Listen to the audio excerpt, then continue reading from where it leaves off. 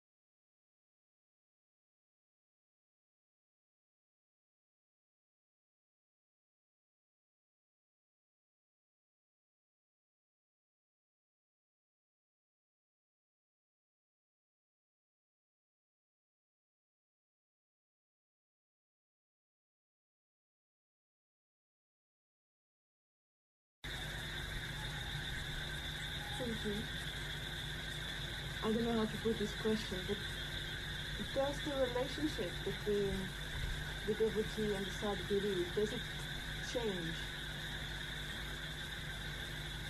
with time? Yes. How?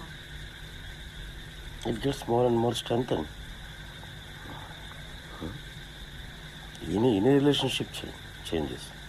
Everything in the world changes. And as a part of it, it also changes. The change doesn't mean the other way around. It transforms. Transformation is also a change, isn't it?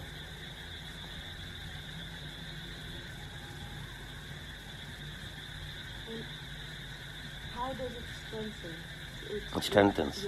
Yeah. It becomes stronger and stronger. First, we come once in a year, just for a holiday. And then after some time, that even if there is no holiday, we want to come. And later we want to stay longer and longer, and taught completely. Is it not strengthening?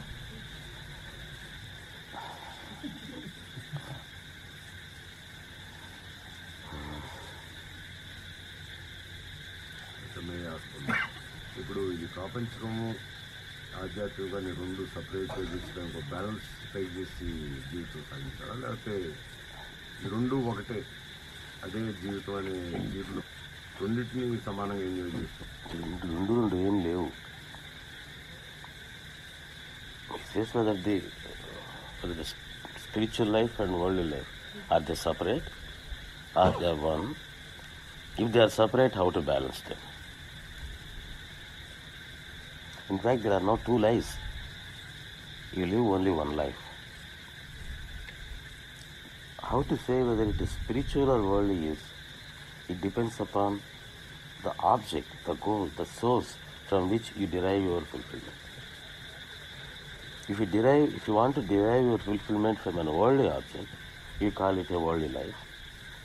And if you want to derive the same happiness and fulfillment from the so-called spiritual source, then it's called a spiritual life.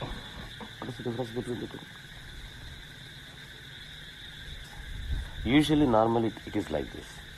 Because either you have to choose between the two. They tell you, if you read any book on spirituality and Vedanta, they say you have to choose between the two.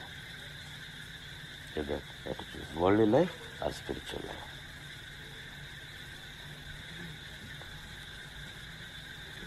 For them, whether you are spiritual or worldly, you can't live both. Or if anybody wants to do it, they call it a different name, as if it is a compromise, a karma yoga, and this kind of yogas.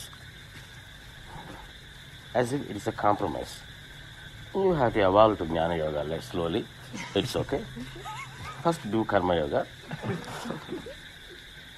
By saying that, they have a feeling of a compromise. Oh, they are not up to that level.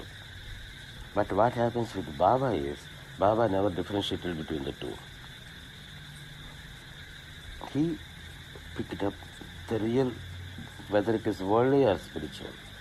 What is the source, what is the basis of a man's endeavor? Why people strive?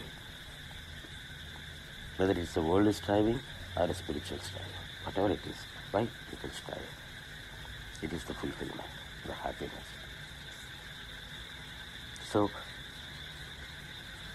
usually our mind is, our sense of fulfillment, our concept of fulfillment is through worldly objects only. So if you tell them, no, this is not the fulfillment, they experience it is the fulfillment. They want money, they have a problem, and unless it is solved, they can't be happy. But if you say that is all Maya, even if you feel unhappy also, it is not real. The real happiness lies somewhere there. They may listen, they may, out of respect, they may say, okay, it's okay. But it can't go into their heart. They can't They can't understand it really. Then they see that it's not for them. It becomes too irrelevant and intangible. So, what Baba did was doing is, he wants to fulfill our desires by his power, by his tapashakti. And once we know that he is the source of the fulfillment, then slowly the shift goes from the actual object of the desire to the one that who gives that object. So there are various different kinds of objects through which we wish to derive our happiness. And when there is one source which could give all these things, then our mind starts focused more and more on it. And slowly, as the love towards him develops, then the pull towards these objects, they got weakened. And then the pull towards Baba only remains. Because there is no insecurity. If we ask, he will give. But we don't feel like asking. We don't derive any more pleasure or happiness through it. So we don't care about it. Not that they are bad, not that they are worldly, not that they are maya or illusion or delusion and so on. Simply because we don't feel like we are experiencing it, we don't want it. Then the pull, the strings are released.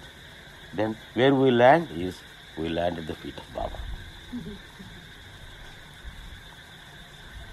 That making us understand that he can give. First we try our own ways. Try. But once we realize that we can't try and we can't get it, and then we experience that he is giving you, then we start depending upon, looking towards him more and more. And then he becomes the focus, the focal point of all our thoughts. That is what, in spite of all the lectures, the satsangs, the reading, that you have to concentrate on Ishta, on your Sadguru, on God, people can't do it. But here it becomes natural. It may take time, but at least after some time it happens, and it is happening. That's what we're all seeing, how it is happening, how naturally it is unfolding.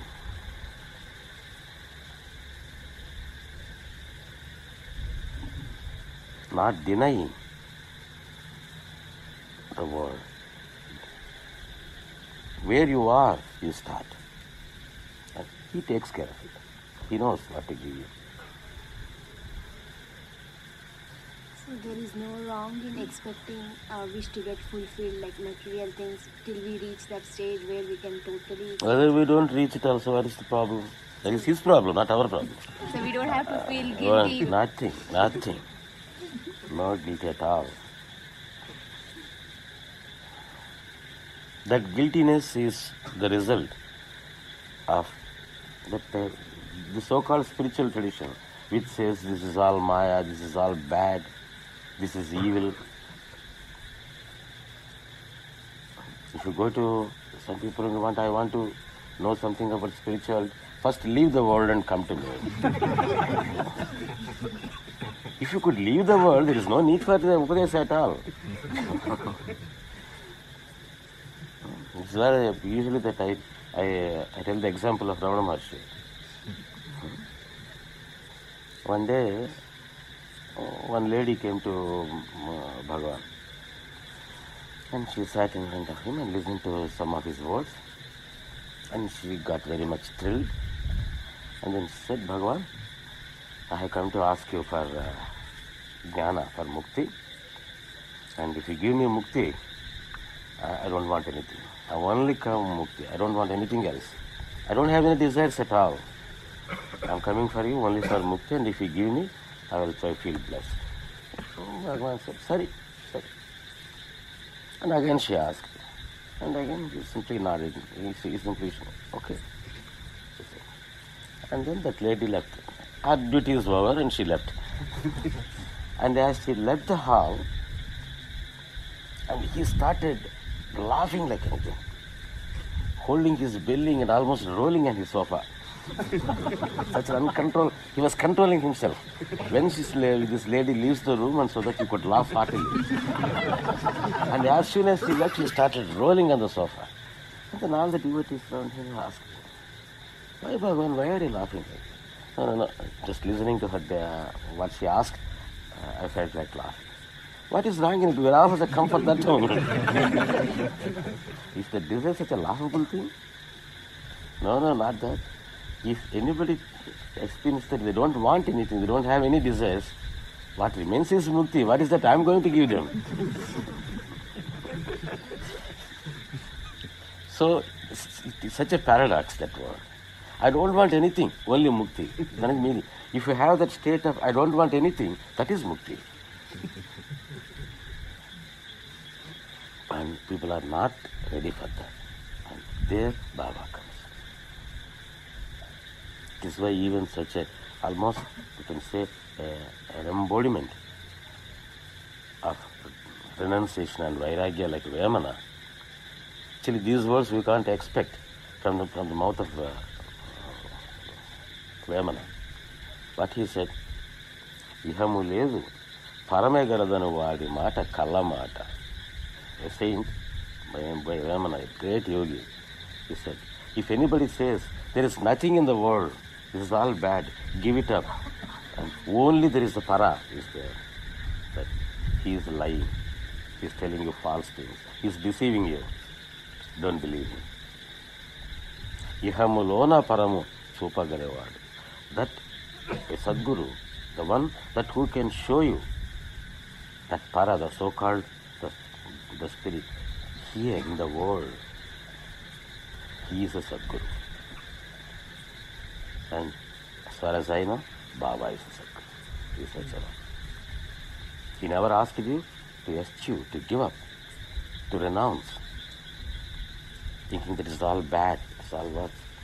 Even though he lived a life of a sannyasi, a fakir, but he never advised, he never told anybody. And he has been showing us the so-called the spiritual in here in the world. And he fulfills perfectly the definition of the Sadguru which Vemana has given.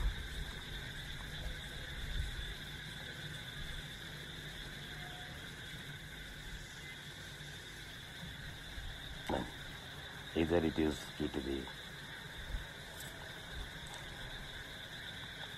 not able to understand properly the tradition, the Vedantic tradition, or the incapacity to fulfill, take care of the people's worldly wishes, that people start saying, this is all not well, don't ask anything, don't ask any worldly desire. Everything is fate, everything is destiny. What is going to happen will happen. This is all your karma, your prarabdha. And if anything bad happens, it is also good for you. Your prarabdha has gone, these kinds of things. This is not here in Baba's tradition. His tradition is different. He has the power. He has the capacity to fulfill and take care. Whether it is a small and petty worldly thing, or it is a so-called very big thing like mukti. Both he can handle. In one finger. With one finger he can handle.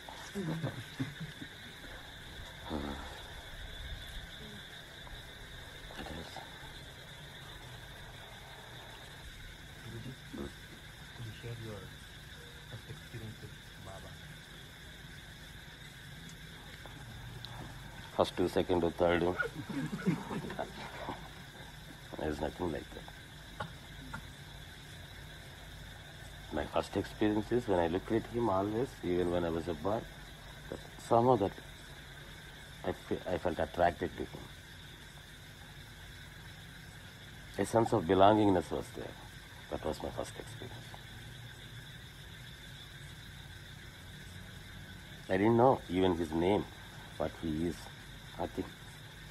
When I was a boy, there was a photo in our house. And I used to ask my grandmother, because then all the gods and goddesses, they have these crowns, jewels, and some human, some animals, faces, different kind of gods and goddesses are there. But he looks different. He looks so human. Like an ordinary person. He's the only one among all this, the whole the pantheon, that he used to be like that. So I used to ask, who is he? She also didn't know. She said he's a big Shiva Bhakta. Then what is he doing? In that photo is a painting, there was hills painted around. There was a small a horse and a hill, a mountain. And still I think those paintings were available. You see the old houses. He is doing tapas in Himalayas. On whom he is doing tapas? Because what we do know about tapas is only from the movies. In those movies, in Bhukailas and these movies, that they used to do tapas on Shiva. So on whom that he is doing tapas? On Shiva. Spontaneously she used to give answers. She never used to say that I don't know. Because she was a teacher, she knows how to give such answers. Ready-made answers. Shiva Bhakta, living in Himalayas. She didn't know anything about it. I didn't know anything about it. But somehow that I had a feeling. That whenever I entered that shrine, I used to more and more look at him. Somehow, he's a likable chap. Somehow I like him. He looks so tangible, so human, with whom that I could easily relate to. The other figures are so strange. That was my first experience. And that was my first knowledge also of Baba. Not that somebody told me about Baba, his greatness, his mahima, and so that I got attracted to him. Without any knowledge about him, I got attracted to him. And how did you find out more about Baba? Yeah, I never even tried to find out. But later in my college days, when I happened to meet my Guru, he happened to be a Sai Baba devotee, and then he told me. Then it was easy for me to relate.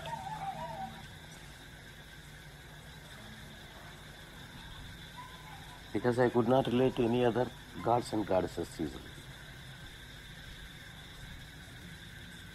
And even now I can't connect.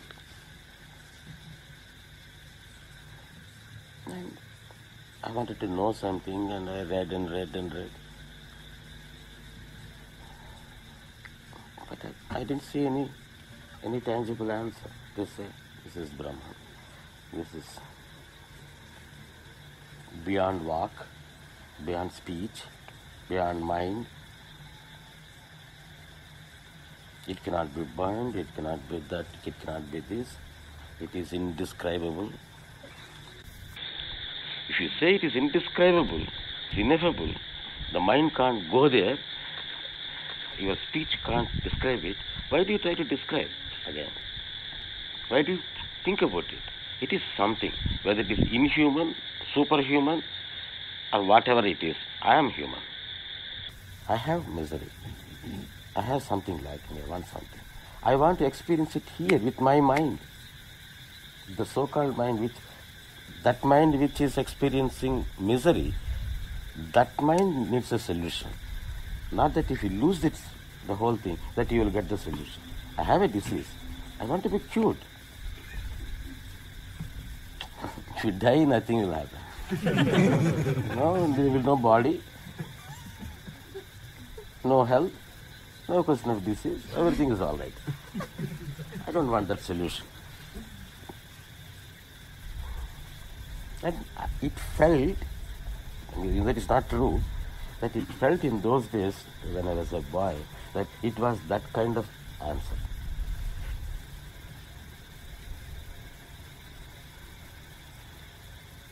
It feels as if operation success, patient died. When the moment you get mukti, I try for mukti because I have misery, I have dukkha. And the moment I try, I do tapas and I do all the spiritual endeavors, your mind is not there. Your mind is gone. Then what are you going to get it? And what is the guarantee that you got a solution to the problem of your mind? When that mind is not the one that is experiencing that bliss. Because the moment you are trying that experience, that mind is not there. Amanaska. So, operation success, but this patient died. With whom actually my treatment has started. I don't want that. I used to think like that. It's about 16, 17 years old boy. Those days my thoughts I'm saying.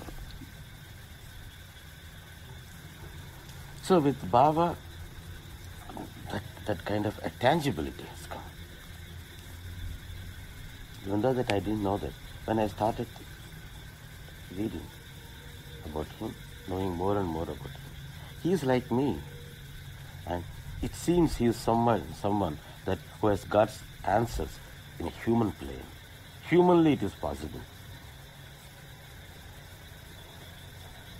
Because till then, I didn't know anything about saints. Only Vedanta, Upanishads, only these scriptures. And these scriptures only talk about either Atma or Paramatma or the gods and goddesses. They seem so beyond, they are not human. But my problem is human. I want somebody who has solved the problem humanly, with whom that I can relate myself. It should look more relevant. And there Baba came. That was my first experience with Baba. If you call it an experience, yes. Can't tell you.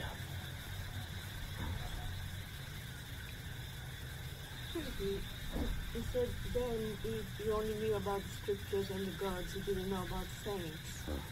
Yes, I did know. And then how did you start knowing about the saints? When I started putting all these questions and started discussing with my master, then the first thing he did was, no, now we'll stop discussing, just read this book. And then he gave the self-realization by B. Narasimha, the life of Ravana Maharshi. That was the first life of a saint I read.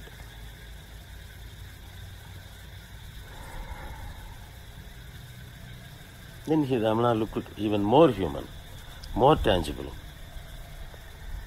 Even Baba seemed somewhat ethereal, somewhat beyond our reach.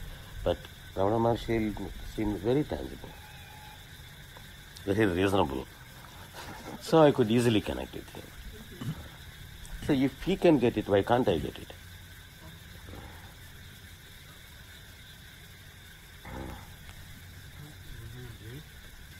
You said that Baba attracted you because of his humanness. And then... I don't know why it attracted. To me at that time, what I described was what I felt about 35 years ago. I do not know now. Maybe this may be filtered also. In those days, that is how that was. It seemed that was the thing that attracted me. Because there is no other reason. Because I didn't know anything about him. If I know he was a powerful man, at least the power attracted him.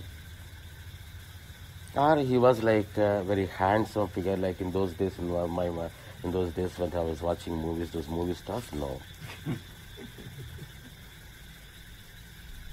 In what way that he could be able to attract me? I think it is only the humanness. But then you just spoke about Bhagavan as being so even more human, more approachable, more reasonable and so on. How come Baba remained with you as the strongest core rather than somehow finding Bhagavan as the one you were more attached to in the end? And why did a switch not occur there for you? I don't know, but it seems that I could be like him, but he is the one who can make me like that.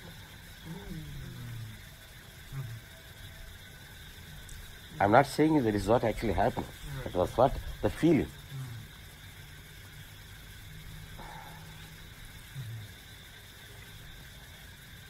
There is two things. That one is a goal, but the one that who takes us to the goal. He looks like a degree, but he's the teacher who teaches me to get the degree. It is the goal, and there is the means. It's not that somewhat that I am basing on what he is and what is that. It's not a question of discussion. It's a feeling.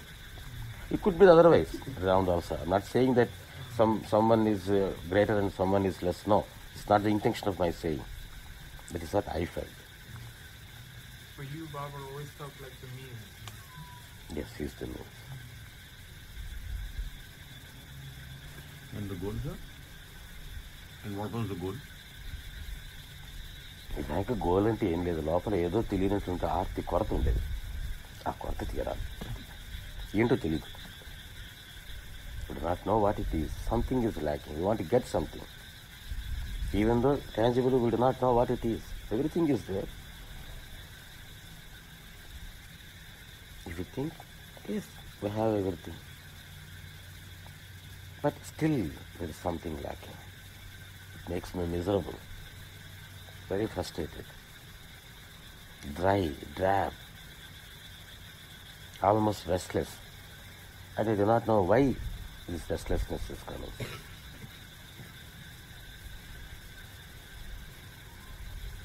And I was so restless and felt so dry. I think that was the only description that I could give. Dry. I felt so dryness. Even in those days, if you see my photo also, even now I can also see the dryness.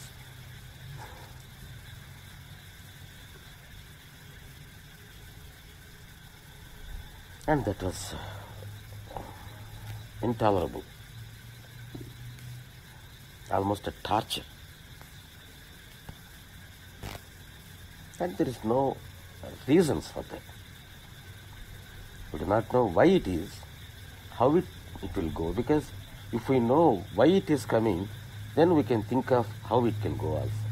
I didn't have an idea why it is there. By getting what, that restlessness will go, but also I didn't know. But the only thing that I could think of is, when I think of Baba, that restlessness is coming down a little bit. Why it is coming down, that also we didn't know. What is the relationship between this restlessness and Baba? That also we didn't know. So more and more I used to think of Baba.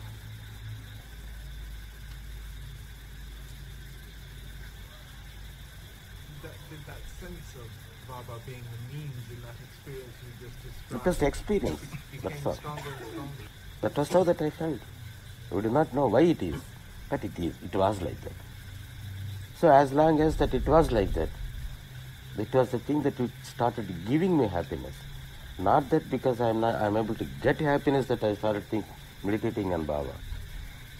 If I don't think of him, I felt restless. So it was almost imperative. There is no other go for me. So more and more and more.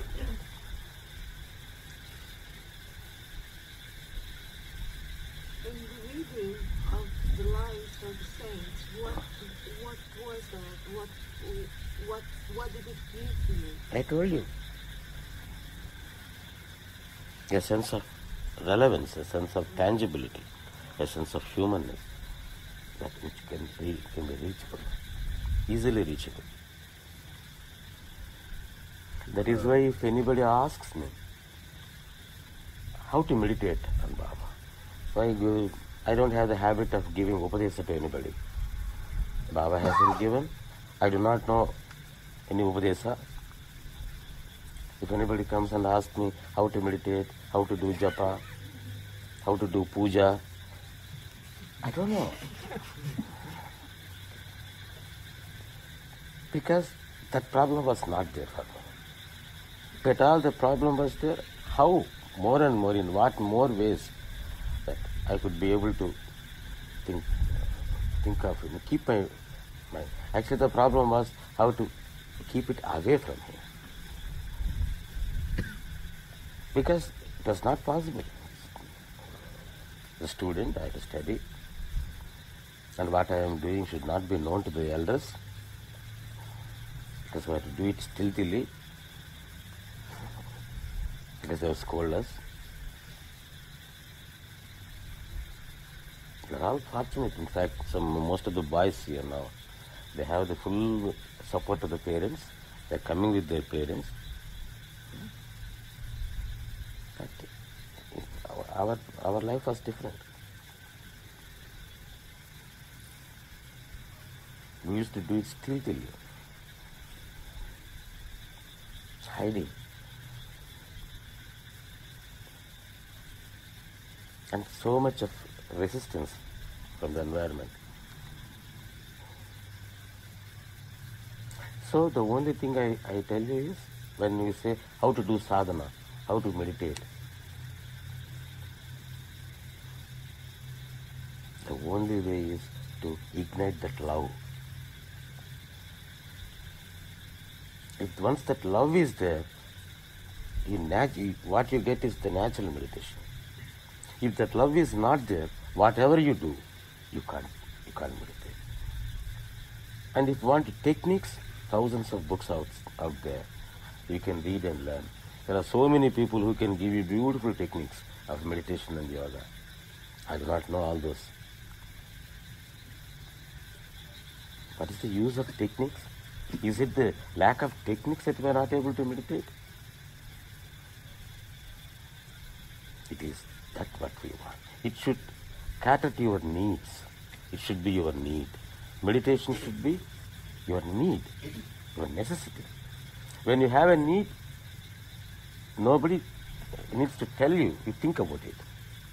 You immediately start trying to think about it, get obsessed with it, and try to get a solution for it.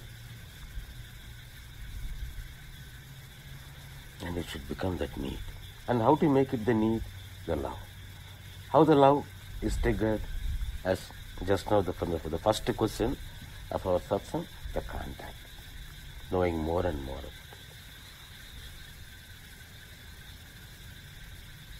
That is the only way. As I told you, in many examples, just like we're all like some pieces of iron, and Baba is the magnet. Outside, from an outside view, they're both the same. If you take a magnet, magnet, and a piece of iron, see, both look the same, but it is different. We call it a magnet. It has power, the magnetic power. It is a piece of iron. It doesn't have any power. But in constitution, by nature, both are iron. They look alike. He's also human. He looks like it. What makes a magnet, and what makes an iron an iron? In the iron, the different molecules are in a state of disorder. Every molecule has its magnetic power, and this molecule has the power, but they are not polarized. So this molecule's magnetic power is antidoted by this molecule's magnetic power. So basically nothing is coming out, even though magnetic power is there inside. So how to make this piece of iron another magnet? That is what is happening to us also. We have so many desires, so many pulls, and each pull is in clash with something else. We have so many pulls. We want to fulfill them all, but they are in opposite to each other, to one another. We want to come to Tirunamalai, and something tells us, I don't want to come to Tirunamalai. We want to stay a few more days, no, I don't want to stay some more days. Always a clash. This clash makes you a piece of iron. But how to resolve this clash? How to make a piece of iron a magnet? By rubbing the piece of iron on the magnet. After some time, what is happening there? Is the number of molecules changed in the piece of iron? Or does it change its color? Nothing. What happens is, all the molecules, all the things, they get polarized. They get ordered. Once they get ordered, it becomes magnet.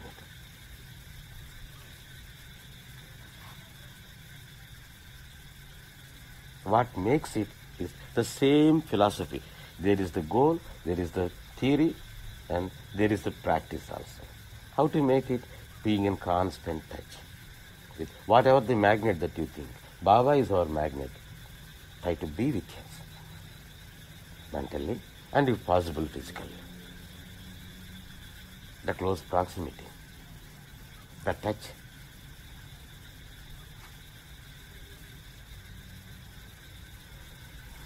Nothing change.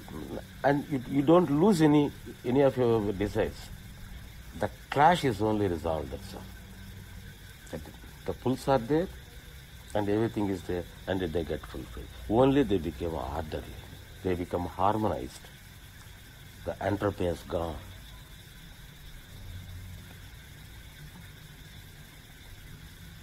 That is the basis of sadhana.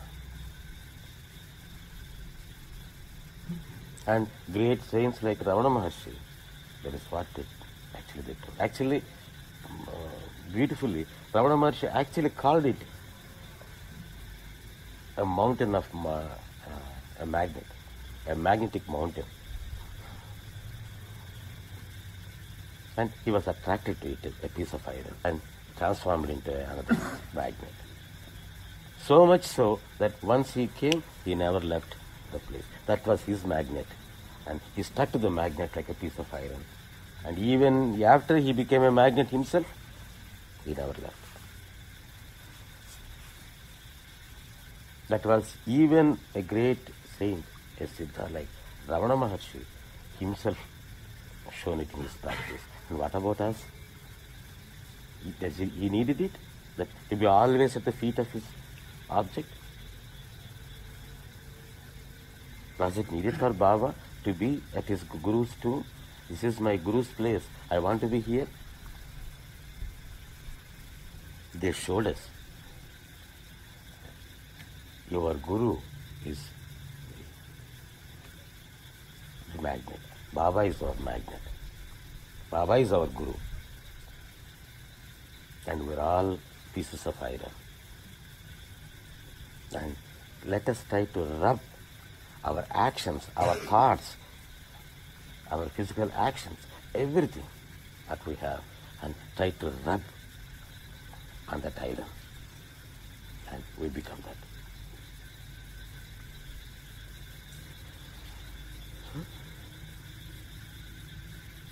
Do you follow? It is a process of progression. And in your analogy of rubbing against the piece of iron, progressively the iron becomes more of a magnet. It seems that the one who is a magnet is also very much a magnetic personality. Is that also a progressive thing, that one becomes more of a magnet? Nothing. If it is a magnet and you are a piece of iron, that we know. That is no doubt about it. So, if it is a magnet, it gets attracted to it, that's all. If it is not magnet, it won't. So that is why that I told you, what is your Guru is. Not because of any other criteria, where your mind is naturally attracted to it. Somehow it is pulled towards that form. Just as I told you, in my own case of Baba. I do not know anything, not any reasons. Not that he gave very good lectures and is a scholar. Actually, in those days, when I was young, unless I would have been a scholar like that, I would have not been attracted. But nothing. Something that you feel, that a sense of security, a sense of bliss, a sense of happiness. And your mind is automatically goes towards him again and again. The best word that I could get, how the first place that we can relate to our Guru is a familiar stranger. We do not know anything about him, but he is so familiar. We know him so much, so intimate he is. But at the same time, it looks so an enigma. We're not anything about it. That strangeness is something makes us a mystery and attracts. And this intimacy, the sense of intimacy, the familiarity breeds love. It is familiar, it is strange. It is strangely familiar, it is familiarly strange. It is strange, both. And with whom that you experience this, that familiarity, where that you feel at ease, that sense of security, and at the same time the sense of mystery. So The sense of mystery makes you think about him, to know more and more about him. Think even 20 years, Baba is still a mystery, an enigma. We know him, we do not know him.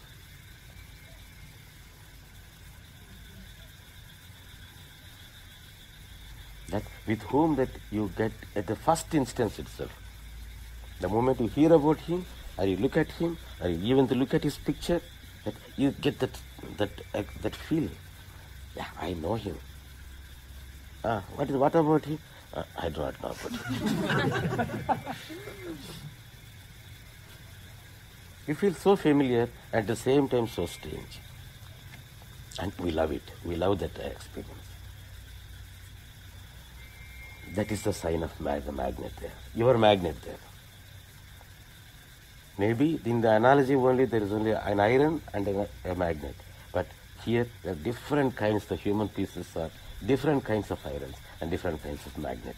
We have to know what our magnet is. In the sense of mystery, it's always there. It never goes. Because it's We'll see. We'll try to solve it. Maybe it goes. Maybe it doesn't go. But that itself gives a thrill. Not that mystery is something painful. It is more thrilling. That is why that people enjoy thrillers. Mystery movies, mystery novels. Right? It is so enjoyable. మీరు చెప్పిన ఈ rubbing against the magnet అనే ఎనాలజీలో మన side నుంచి ప్రొయాక్టివ్గా we should try to involve more and more in బాబాయ్ activities. అయితే చేయవలసినంత నేను చేస్తానని బాబాయ్ చెప్పిన దానికి ఇంకేమైనా విరుద్ధమైన భావం ఏమైనా ఉంది? రెండిటికి క్లాష్ ఎక్కడ ఉంది అసలు? మనం చేయటం అనేది ఏదో సాధన కింద చేయటంలా. మీరు ఇదంతా ఏదో సాధన అనుకోకండి. మీకు ఇష్టమైన వ్యక్తి గురించి ఆలోచించటం, ఆయన గురించి ఆ స్మరణలో ఉండటం, అది సాధన. ఇదొక సాధన, ఇదొక యోగం, దీన్నంతా ఈ రకంగా చేయాలా. Don't think of in those lines that this is a Sadhana and endeavour. We have to do an effort. When we come to Tiruvannamalai, we have to do all sadhana. Always focused, always serious. It's not like that. Just as if you like, if you go to a movie and how you enjoy it, full constant. If anybody will the next seat, if you disturb, not that there is a rule that one should not disturb anybody and you should not be disturbed. That simply you can't. Therefore, you are still too much focused. It should be like that. Enjoy it like that. Whatever the way. See that your mind is focused on that, on Baba, Baba, Baba. In whatever ways. If you start doing in one way, then suddenly it gets bored. You get immunized. Then take another thing and do it. Whatever you do, as long as it is on Baba, it is sadhana. And explore 1,000 ways, 10,000 ways, million ways, 10 million ways.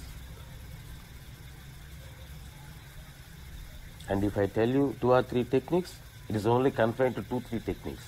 But now what I am telling you is umpteen millions and millions of techniques you yourself can evolve and adapt, create. And you are the author of your own techniques.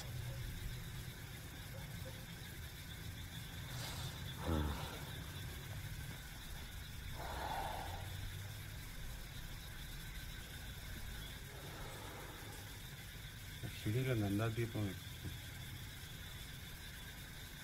తెలియదు, ఎవరికి తెలియదు. బాబా పెట్టారు అక్కడ.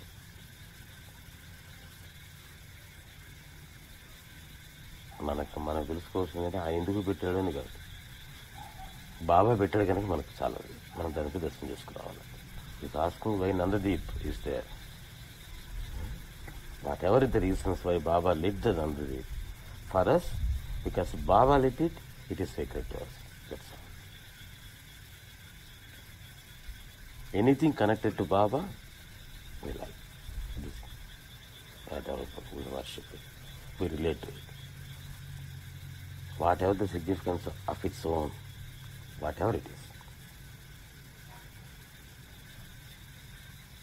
Because he called it Nandadeep, we also call it Nandadeep. Otherwise, it is Saideep for us.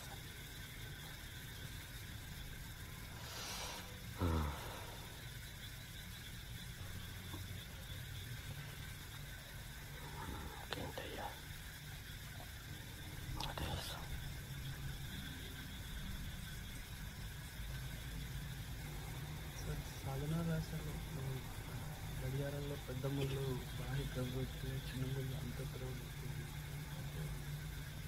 అంటే example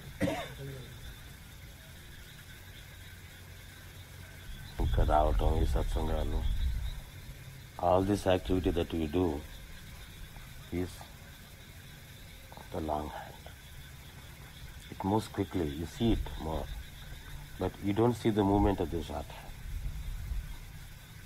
And when it is moving, you always say, why there is no experience, why there is no change. It's not so conspicuous. But at some time, suddenly if you see the clock, you see that the short hand is also on some other figure. But you don't observe the movement. But this you can easily observe. That is what I said. But by what that you actually, the time is designated is by the short hand. Because the long hand moves and moves and moves. But this is more significant, but it is not visible. The transformation, the inner transformation is like that. These satsangs, these bhajans, these activities, this long hand, short hand, satsangs, all these are like that long hand moving.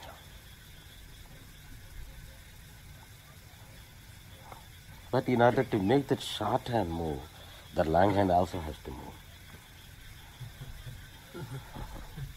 Because that is what it moves.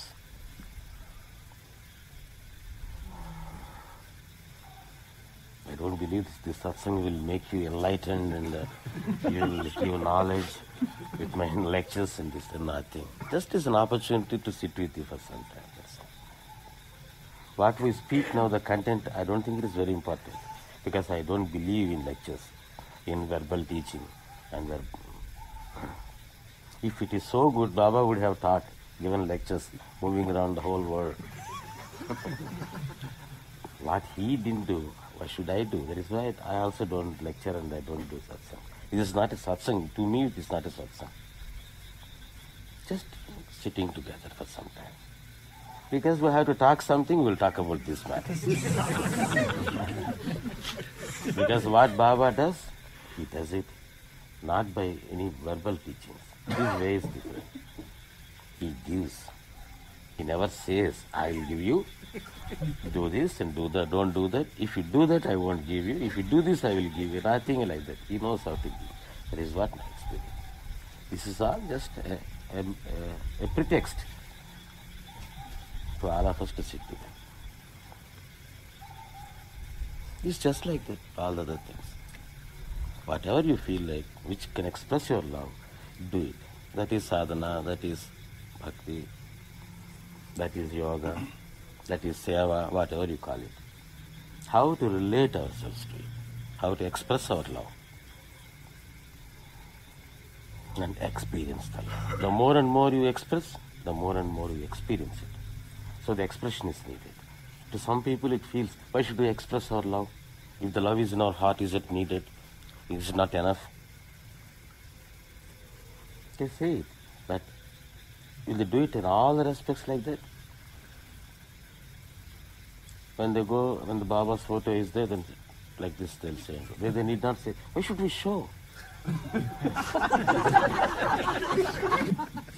My respect is there in my heart. My bhakti is there in my heart. Why should I show? But when the moment they go to their house, they take their child and kiss. Is it necessary? And on a birthday, you give clothes and you give ties. And for now and then you see, and then you just fondle his hair. It's not needed. If your love is there for your child, is it there? Always. Why should you show? But there we have to show. Only with Baba we need not show. It's also just like the more and more that you show your love, it expresses. This is only our ego, our false ego, good for nothing ego, that gives this kind of definitions. Oh, why should we show this? It's a show business. But we can have all the show business with other things. I'm not asking you to make a show business, but don't resist in your own way. Not to show it to somebody else. When we show our love to the child, not because other people will recognize it. Just like we treat the child, show your love to Baba also. Not a demonstration to others. Because you love it, you like it, you enjoy it. The more and then more express it, the experience is more. The more the experience, the more the expression. And it goes on.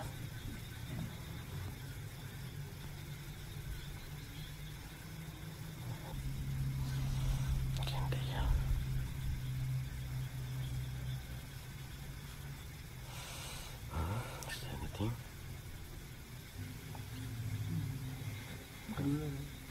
ప్రేమ అనేది ఒక్కటే కదా గురుగారు. తల్లిదండ్రుల ప్రేమకి, పిల్లల ప్రేమకి, భార్యాభర్తల ప్రేమకి, గురువుగారి ప్రేమకి డిఫరెన్స్ ఉంటే అది ఏంటి? మిగతా వాడి గురించి నీకేం అనుమానం లేదు కదా. నీకు వచ్చే అనుమానం అంతా గురువు గారి అదే డిఫరెన్స్. వాడి సంగతి పూర్తిగా నీకు తెలుసు, దీని సంగతి నీకు పూర్తిగా తెలియదు. కాబట్టి తెలుసుకోవడానికి ప్రయత్నం చేస్తాను. నా మనసుకి ఒక ఈ పేరే నాకు ప్యూర్ లవ్గా అనిపిస్తున్నారు. వేరేదంతా సెల్ఫిష్నెస్లో ఏదో ఉన్నట్టు అనిపిస్తున్నారు. ప్యూరీ ఇంప్యూరీ ఏంటయ్యా? ఏం లేదు, అట్లాంటిది ఏమి ఉండదు. అందరూ వాళ్ళ దాని ప్రకారంగా చేస్తారు. అంటే అది ఇప్పుడు తల్లిదండ్రి ఇప్పుడు నేను కొడుకుని కాబట్టి వాళ్ళని తప్పేం కాదు, అది కరెక్టే కదా. అంటే దాంట్లో ఇంప్యూరిటీ ఏముందయ్యా? నన్ను ప్రేమించినట్టుగా ఇంకా వేరే వాళ్ళని ప్రేమించలేకపోవచ్చు. ఎందుకు మాత్రం అందరినీ ఇప్పుడు చిత్రత ప్రేమిస్తారు అది అందరికీ. ఎక్కువ ప్రేమ తక్కువ ప్రేమ అని అన్నాను. కొంచెం లిమిటెడ్గా అన్లిమిటెడ్ ప్రేమ. ప్యూర్ లవ్, ఇంప్యూర్ లవ్ అనుకో. తల్లిదండ్రి ప్రేమ ఇంప్యూర్ లవ్ కాదు, అది limited to your own their own children. There is nothing wrong in it. But it is not impure. But it is only confined, it is only limited. And whereas Baba's love is unbounded, unconditional, unlimited. That is the only difference. The love of the Sadguru, the love of the person. But there is no pure or impure love. When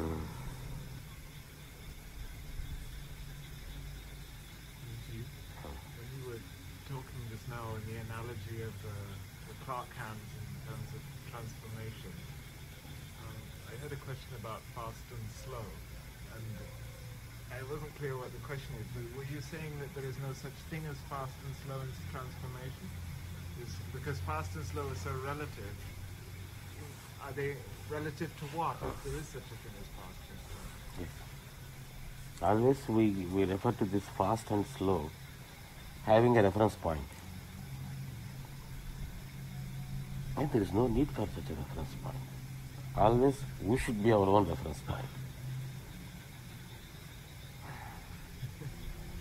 And if you want to have any reference point, keep some of the things, how you were 1 year ago, how you were 10 years ago, how you are now. Make these reference points, whether it is slow or fast.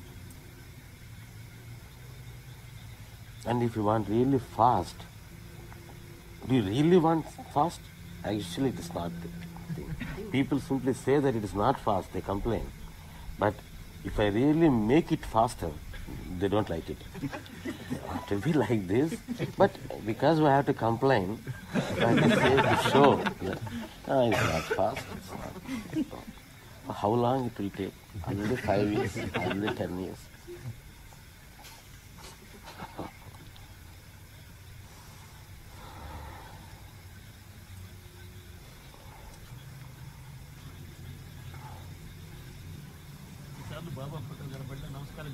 పెట్టుకోవాలి. He's asking every time we see Baba's photo, we have to do namaskar. When you are constant, what is the solution to avoid that is always doing namaskar to Baba. If you perpetually, even if you don't see Baba's photo also, if you do namaskar in the heart, there is no need. So always be in a perpetual state of namaskar. Only that person doesn't need to do this, the outward expression. Otherwise you have to do it. I do it. There's nothing wrong in it. When we see a boss in the office, when you go this side and when he comes it, no stress. We don't feel ashamed to do that. Only with Baba that we have that problem. No, I will do it. More and more I will see. See that I will keep Baba's photo everywhere. 100 photos in 100 places in my house. So that makes me do namaskar at every step. Do it like that.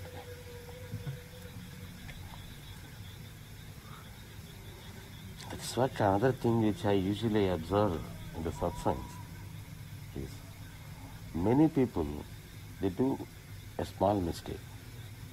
Many people do, not all.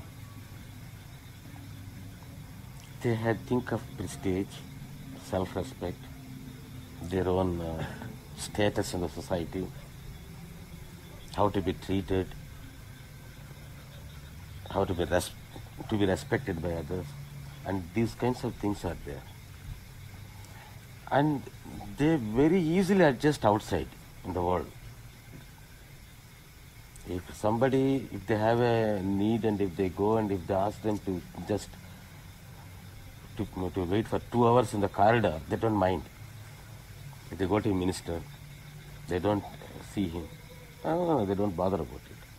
But when they came here to Baba, their self-respect, their prestige, their status, all these things come.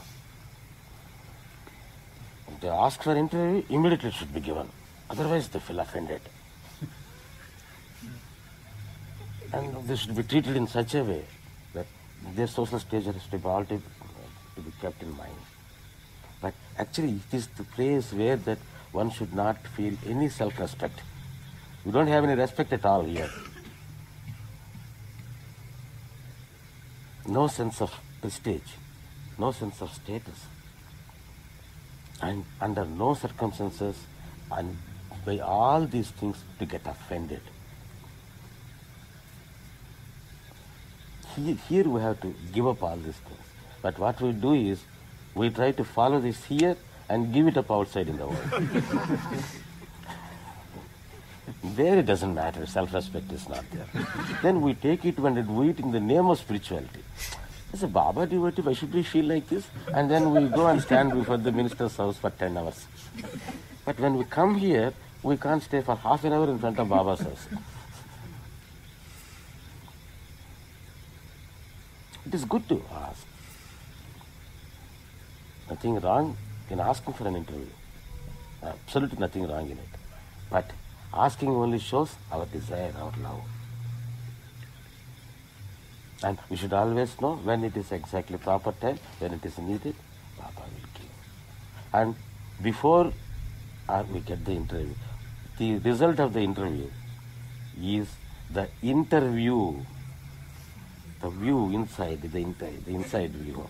That is the real interview. Unless you have this insight this interview has no meaning at all. It only enhances people's egos. And it's not the place to fan people's egos. It's the place where we have to crush it. We have to see that it totally vanishes. You may feel the self-respect, the social stature, status, decency, decorum, all these things outside the world. But once you come to Bhava, you have to give up all these things. It doesn't apply here.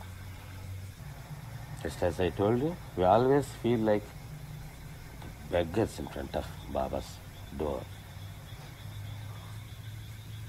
He himself showed himself being a king. He walked like a beggar in the streets of Shirdi. That feeling, that egolessness. Kabir said, मैं राम का मोती हूँ. I am Ram's dog. That is how that he himself, he compared himself. That is how he related himself to Baba, to his Ram. Just like a dog, he has given just a biscuit and it goes wagging its tail and always going round here. Maybe only a biscuit. Feel like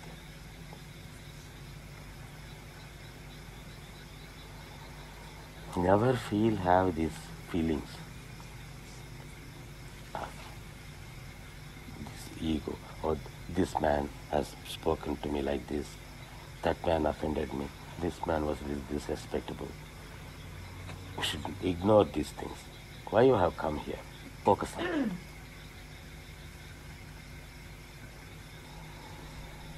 And respect the ego.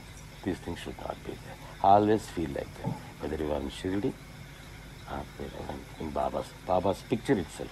That is the feeling you should get.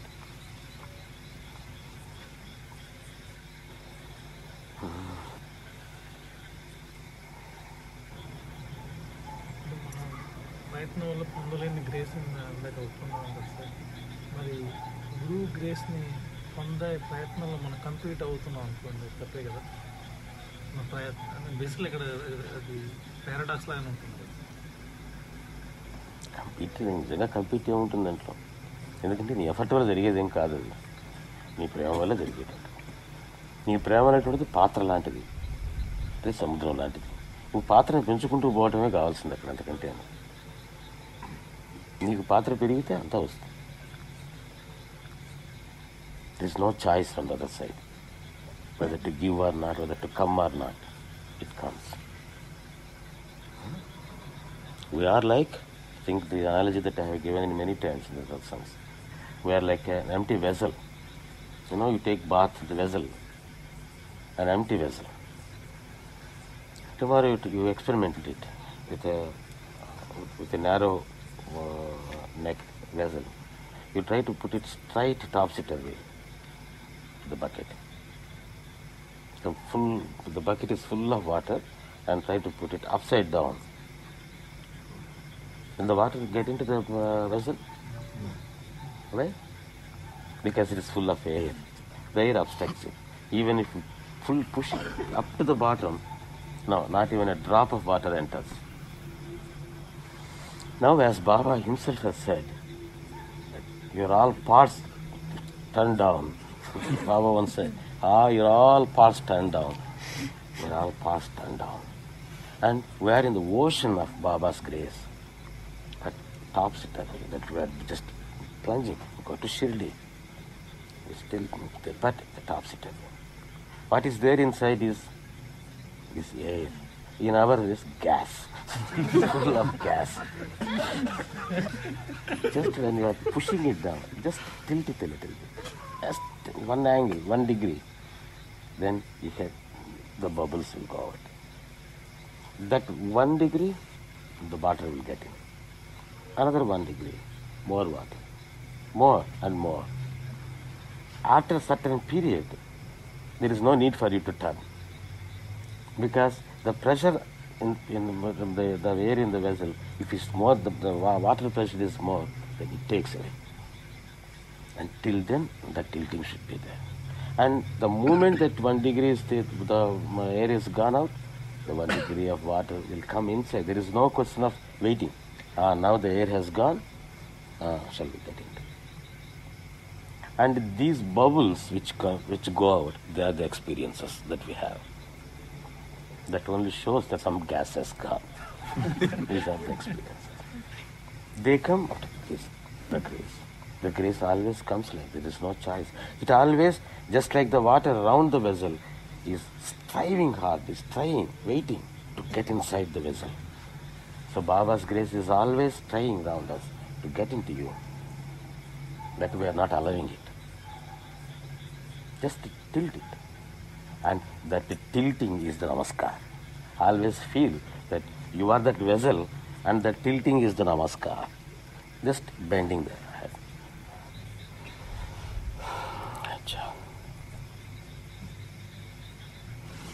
Baba. Sainathuni.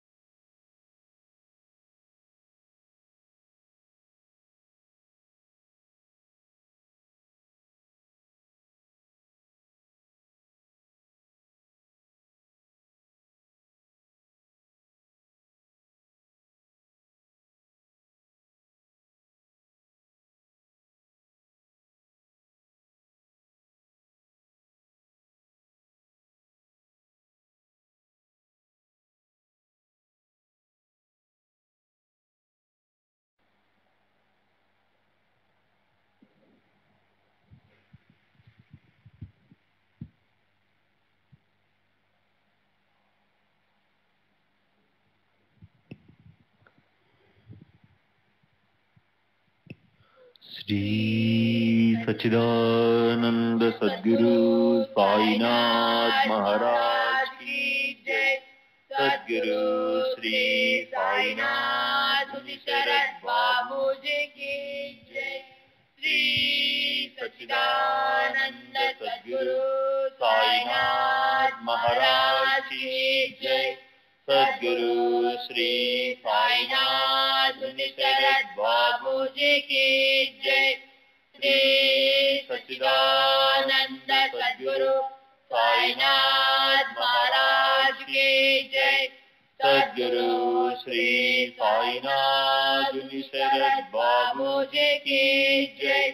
Shri सच्चिदानंद सद्गुरु साईनाथ महाराज की जय। सद्गुरु श्री साईनाथ शरद बाबूजी की जय।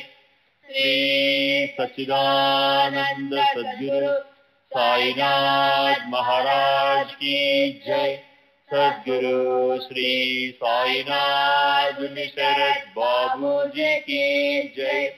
श्री सच्चिदानंद सद्गुरु साईनाथ महाराज की जय।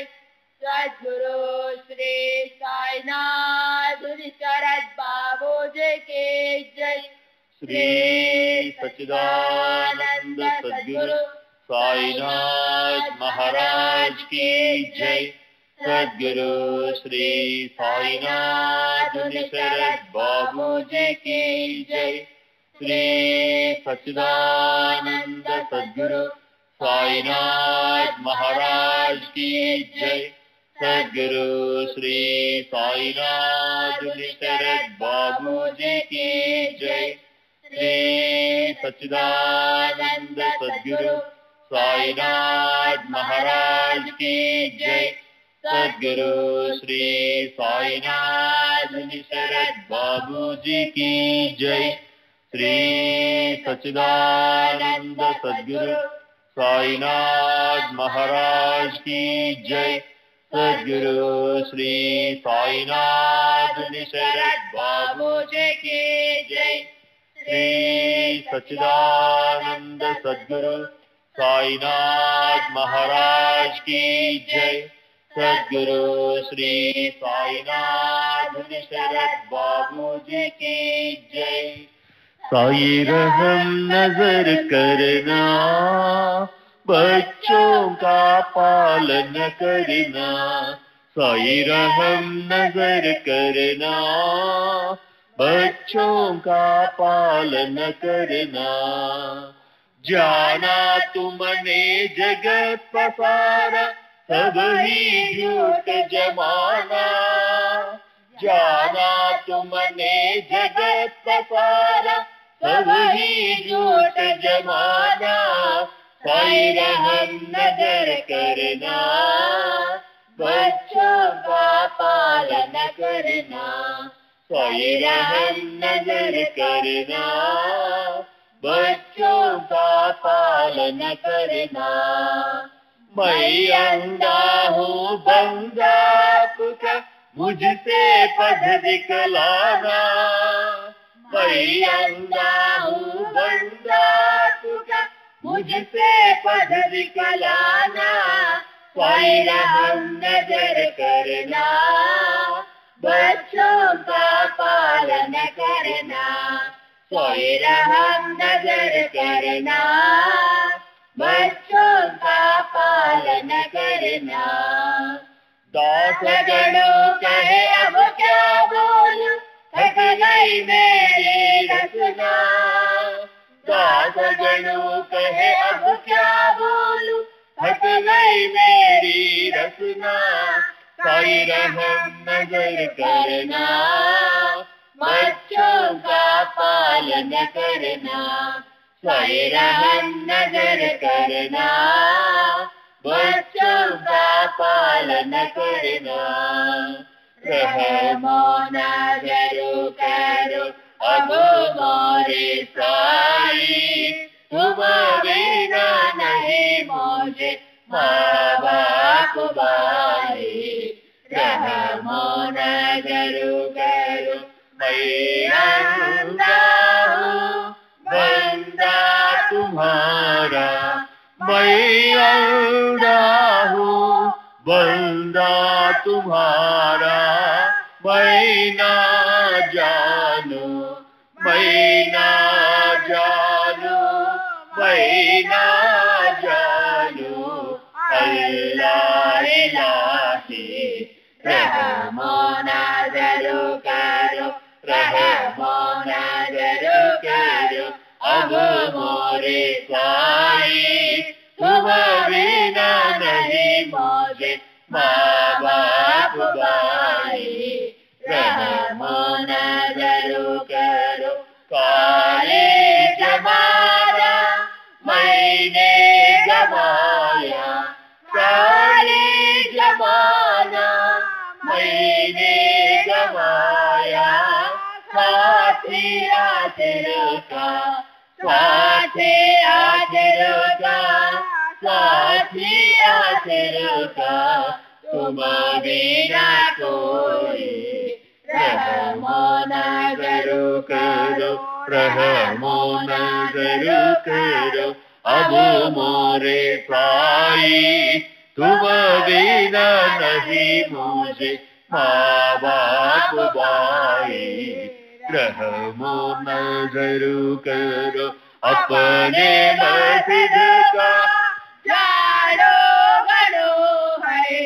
अपने मस्जिद का झाड़ो गड़ो है। मालिक हमारे, मालिक हमारे, मालिक हमारे तुम बाबा साई। रहमो नजर करो, रहमो नजर करो अब मोरे साई। तुम बिना नहीं मुझे माँ बाप भाई। रहमो नजर करो। श्री सच्चिदानंद सद्गुरु साईनाथ महाराज की जय। सद्गुरु